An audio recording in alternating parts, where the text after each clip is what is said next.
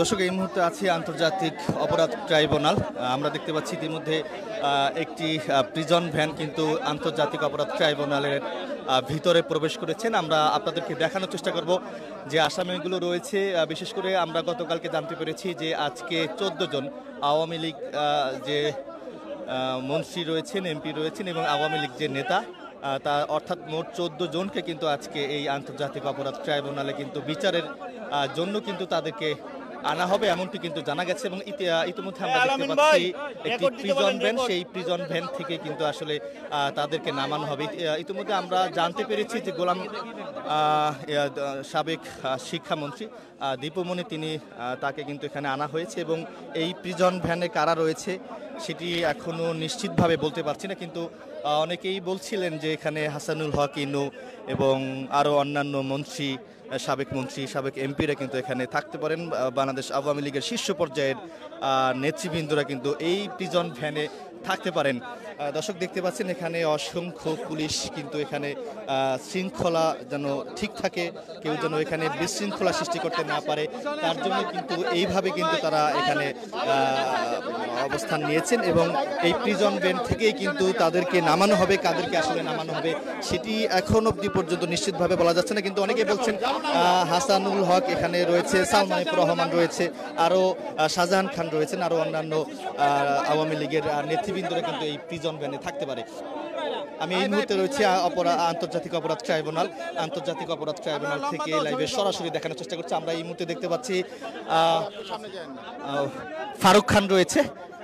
ফারুক খানকে কিন্তু prison van থেকে নামানো হচ্ছে। আমরা দেখতে পাচ্ছি দর্শক, ফারুক খানকে প্রিজন ভ্যান থেকে নামিয়ে আন্তর্জাতিক অপরাধ শাহজাহান খানকে দেখতে পাচ্ছি দর্শক। প্রিজন ভ্যান থেকে কিন্তু শাহজাহান খানকে নামানো হচ্ছে। তাদেরকে আজকে যে বিচার, সেই বিচারটি হচ্ছে গণহত্যার অভিযোগে কিন্তু তাদের বিচারের জন্যই আন্তর্জাতিক অপরাধ ট্রাইব্যুনালে আনা হয়েছে। এবং আমরা এই মুহূর্তে দেখতে পাচ্ছি সাবেক আইনমন্ত্রী আনিসুল হককে কিন্তু নিয়ে যাওয়া হচ্ছে এবং এই মুহূর্তে দেখতে পাচ্ছি রাশেদ খান মেনন, সাবেক মন্ত্রী, তাকে কিন্তু আন্তর্জাতিক অপরাধ ট্রাইব্যুনাল। আমরা এই মুহূর্তে দেখতে পাচ্ছি হাসানুল হক ইনুকে কিন্তু প্রিজন ভ্যান থেকে নামিয়ে কিন্তু তাকে নিয়ে যাওয়া হচ্ছে আন্তর্জাতিক অপরাধ ট্রাইব্যুনালে। একে একে কিন্তু বিভিন্ন মন্ত্রীরা কিন্তু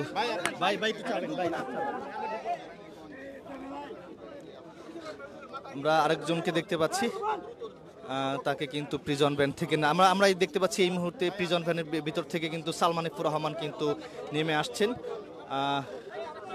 সালমান এফ রহমানকে কিন্তু আন্তর্জাতিক অপরাধ ট্রাইব্যুনালের ভিতরে কিন্তু নিয়ে যাওয়া হচ্ছে। আমরা আরেকজনকে দেখতে পাচ্ছি, অর্থাৎ আজকে মোট 14 জনকে কিন্তু আজকে আন্তর্জাতিক অপরাধ ট্রাইব্যুনালে কিন্তু বিচারের জন্য কিন্তু তাদেরকে উঠানো হবে। এবং আমরা দেখতে পাচ্ছি জুনায়েদ আহমেদ পলককে কিন্তু আমরা দেখতে পাচ্ছি দর্শক, জুনায়েদ আহমেদ পলককে কিন্তু নিয়ে যাওয়া হচ্ছে আন্তর্জাতিক অপরাধ ট্রাইব্যুনালের ভিতরে। দর্শক, সকলকে আপনাদেরকে দেখানোর চেষ্টা করেছি ইতিমধ্যে কারাগার থেকে কিন্তু তাদেরকে আনা হয়েছে এবং তাদেরকে আন্তর্জাতিক অপরাধ ট্রাইব্যুনালের ভিতরে কিন্তু নেওয়া হয়েছে। যতটুকু জানা গেছে গতকালকে কিন্তু বলা হয়েছে যে আজকে আওয়ামী লীগের সাবেক মন্ত্রী, এমপি যারা রয়েছে অর্থাৎ তাদেরকে কিন্তু আজকে এই আন্তর্জাতিক অপরাধ ট্রাইব্যুনালে উঠানো হবে। গণহত্যার অভিযোগে কিন্তু তাদের এই বিচারের কাজ শুরু করবেন এবং 15 দিন অথবা 15 দিনের মধ্যেই কিন্তু এই আন্তর্জাতিক অপরাধ ট্রাইব্যুনালটি একদম চাকচন্য করেছে এবং এখানকার আগে যে পরিবেশটা ছিল ধুলো বালুতে আচ্ছন্ন ছিল, কিন্তু এই তাদের যে বিচারের কাজ করবে আমরা এই মুহূর্তে দেখতে পাচ্ছি। আসলে দেলোয়ার হোসেন সাইদির ছেলে রয়েছে, একটু তার কাছ থেকে জানার চেষ্টা করব যে আজকে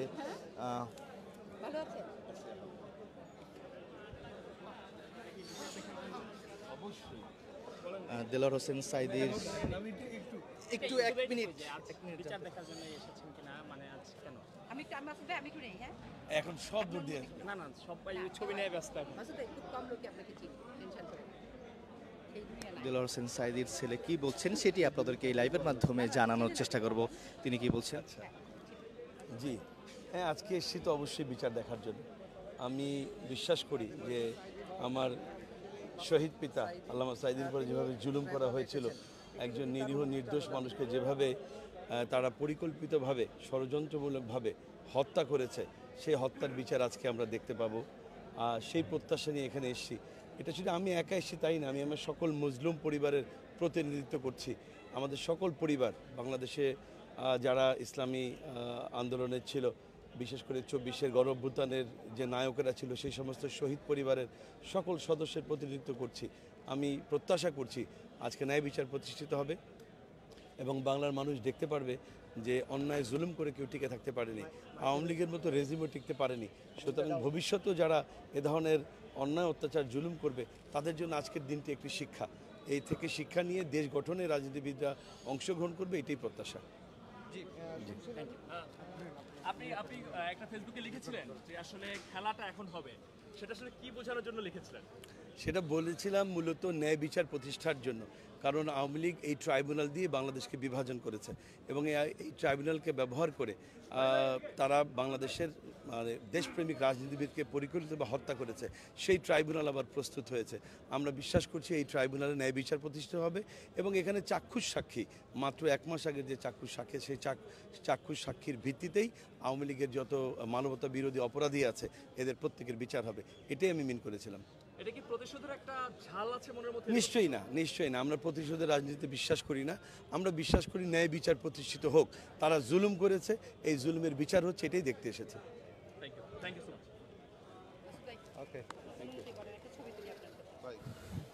মাসুদ ভাই, একটু প্রশ্ন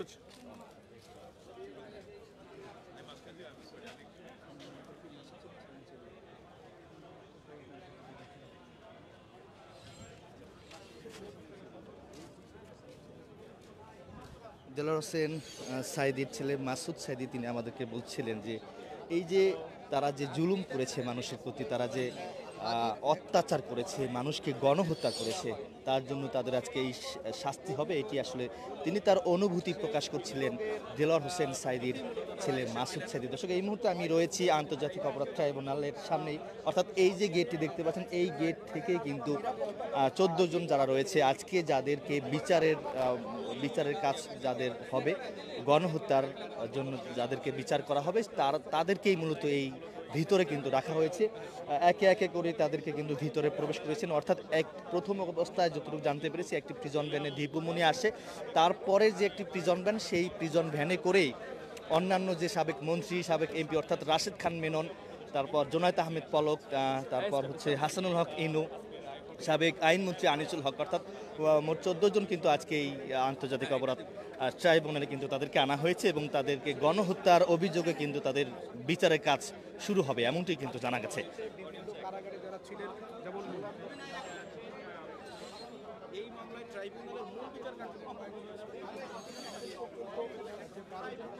দর্শক, দেখতে পাচ্ছেন আসলে এই আন্তর্জাতিক অপরাধ ট্রাইব্যুনালের যে মেইন গেট রয়েছে, সেই মেইন গেটের সামনে কিন্তু পুলিশ, অসংখ্য পুলিশ কিন্তু কঠোর অবস্থানে রয়েছেন এবং এখানেও ভিতরে অর্থাৎ আন্তর্জাতিক অপরাধ ট্রাইব্যুনালের ভিতরে কিন্তু পুলিশের সংখ্যার দিক থেকে যদি বলি, তারাও কিন্তু এখানে কঠোর অবস্থানে রয়েছেন, কেউ যেন এখানে বিশৃঙ্খলা সৃষ্টি করতে না পারে। এবং আজকে যদি পুরো বিষয়টি বলি, আজকেই মূলত গণহত্যার অভিযোগে কিন্তু এই বিচারের কাজ শুরু হবে এবং আওয়ামী লীগের সাবেক এমপি মন্ত্রী অর্থাৎ মোট 14 জনের, এখানে সাবেক